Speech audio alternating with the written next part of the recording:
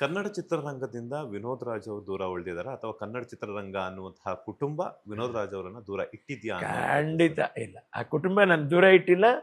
ಲೀಲಾವತಿ ಅವ್ರ ಮಗ ಅನ್ನುವಂಥ ಅಭಿಮಾನ ಯಾವಾಗಲೂ ಇದೆ. ಜಿ ಟಿ ವಿ ಶ್ರೀಕಾಂತ್ ಅವರು ಪಾಪ ನನ್ನನ್ನು ಸುಮಾರು ಸರಿ ಕರೆದಿದ್ದಾರೆ ನನಗೆ DKDಗೆ. ಹ್ಮ್. ಹೋಗಬಾರ್ದು ಅಂತ ಖಂಡಿತ ಇಲ್ಲ. ನನ್ನ ಬಿಡುವಿಲ್ಲದಿರುವಂಥ ಕೆಲಸ ನನಗೆ. ಏನು ಅಂತಂತ ಹೇಳಿದ್ರೆ ಅಮ್ಮವರ ನಿತ್ಯ ಅನ್ನದಾಸೋಹ ಒಂದು. ಹ್ಮ್. ಎರಡನೇದು ಇದನ್ನು ನಡೆಸಬೇಕಾದ ತಮಿಳ್ನಾಡಿನಲ್ಲಿ ನಾವು ಸಣ್ಣದಾಗಿ ಕನ್ಸ್ಟ್ರಕ್ಷನ್ ಇಟ್ಟಿದ್ದೀವಿ ನಾವಲ್ಲಿ. ವಿಲ್ಲಾ ಅಪಾರ್ಟ್ಮೆಂಟು ಮಾಡಿಬಿಟ್ಟು ಒಂದು ಸೇಲ್ ಮಾಡೋದು. ಇದಕ್ಕೆ ಅಂತ ಇಷ್ಟು ದುಡ್ಡು ಸಪ್ರೇಟಾಗಿ ಇಡ್ತೀನಿ ನಾನು. ಹ್ಮ್ ಹ್ಮ್ ಹ್ಮ್.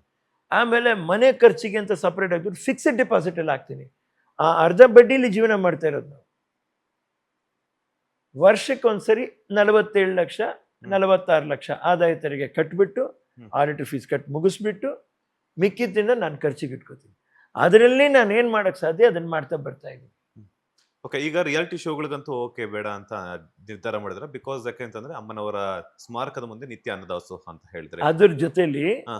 ಇನ್ನೊಂದು ತೋಟ ಇದೆ ನಂದು ಓಕೆ. ತಮಿಳ್ನಾಡಿನಲ್ಲಿ. ನಾನು ಹೋಗಿ ಅದನ್ನು ಗಮನಿಸ್ಬೇಕು. ಹ್ಮ್ ಹ್ಮ್ ಸೊ ಎಲ್ಲರನ್ನೂ ನಾನು ನೋಡ್ಕೊಬೇಕು. ಅದಲ್ದಿರ ಹೇಳ್ತಾರೆ ಎಡಗೈನಲ್ಲಿ ಮಾಡಿದ್ದು ಬಲ್ಗೈ. ಇವತ್ತು ನಾನು ಮಾಡಿದ್ದೀನಿ, ನಾನು ಮಾಡ್ತಾ ಇದ್ದೀನಿ, ಅದು ದೊಡ್ಡ ಇದು ಅಂತ ನಾನು ಹೇಳ್ಕೊಳಕ್ಕೆ ಬರಲಿಲ್ಲ. ಕಲಾವಿದರಿಗೆ ತಿಂಗಳಿಗೆ ಪೆನ್ಷನ್ ಕಳಿಸ್ತೀವಿ, ಅದನ್ನು ನಾನು ಕರೆಕ್ಟ್ ಮಾಡ್ಕೋಬೇಕು. ಎಷ್ಟು ಒಂದು 1,20,000 ಹೋಗುತ್ತೆ. ಹೆಚ್ಚು ಕಡಿಮೆ 100 ಜನ ಕಲಾವಿದರಿಗೆ ನಾವು ಕಳಿಸ್ತಾ ಇದ್ದೀವಿ. ಕರ್ನಾಟಕ ಪ್ಲಸ್ ತಮಿಳ್ನಾಡು 2 ಕಡೆನೂ ಕಳಿಸ್ತಾ ಇದ್ದೀವಿ. ಸೊ ನಾನು 26 ತಿಂಗಳ 15-16ರಿಂದ ನಿದ್ದೆ ಬರಲ್ಲ ನನಗೆ. ಕುತ್ಕೊಂಡು ಮೆಮರಿನಲ್ಲೂ ಕೈನಲ್ಲಿ ಹಿಂಗೆ ಅನ್ಕೋತಾನೆ ಇರ್ತೀನಿ ನಾನು. ಮೆಮರಿನಲ್ಲೆಲ್ಲ ಲೆಕ್ಕ, ಕನಸಲ್ಲಿ ಲೆಕ್ಕ ಬಂದ್ಬಿಡ್ತದೆ ನನಗೆ. ಸೊ ಅದ್ರ ದಸೆಯಿಂದ ನನಗೆ ಆ ಟೆನ್ಷನ್ನು, ಪ್ಲಸ್ ಏಜಿಂಗ್ ಫ್ಯಾಕ್ಟ್ರು, ನನ್ನ ಹೆಲ್ತ್ ಇಶ್ಯೂ, ಆಮೇಲೆ ಪ್ರಾಣಿಗಳಿಲ್ಲಿದೆ. ಅಮ್ಮನ ಕಾಲದವ್ ನನ್ನ ಬ್ಲ್ಯಾಕಿ ಇದ್ದಾನೆ ಪಾಪ, ಅವ್ನು ನಾನೇ ಗಮನಿಸ್ಬೇಕು. ನಾನು ಇಲ್ಲ ಅಂದರೆ ಅವ್ನು ತಡೆಯಲ್ಲ.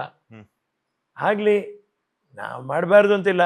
ಮತ್ತೆ ಒಂದ್ಸರಿ ಚಿತ್ರರಂಗಕ್ಕೂ ಆಗಲಿ, ಕಿರುತೆರೆ ಅಂತ ನಾನು ಯಾವತ್ತೂ ಅದನ್ನ ಹೇಳಲ್ಲ. ಬೆಳ್ಳಿತೆರೆನೂ ಅಷ್ಟೇ, ಕಿರುತೆರೆನೂ, ಎರಡಕ್ಕೂ ನಾನು ಬಂದೇ ಬರ್ತೀನಿ. ಒಂದಲ್ಲ ಒಂದು ದಿವಸ ನಾನು ಬರ್ತೀನಿ ಖಂಡಿತ. ನನ್ನನ್ನು ನಾನು ಸರಿ ಮಾಡ್ಕೊಂಡು ಬರ್ತೀನಿ, ಖಂಡಿತ ಬರ್ತೀನಿ. ನಿಮ್ ಯಾರ ಮೇಲೂ ನನಗೆ ಕೋಪ ಇಲ್ಲ, ಬೇಜಾರಿಲ್ಲ.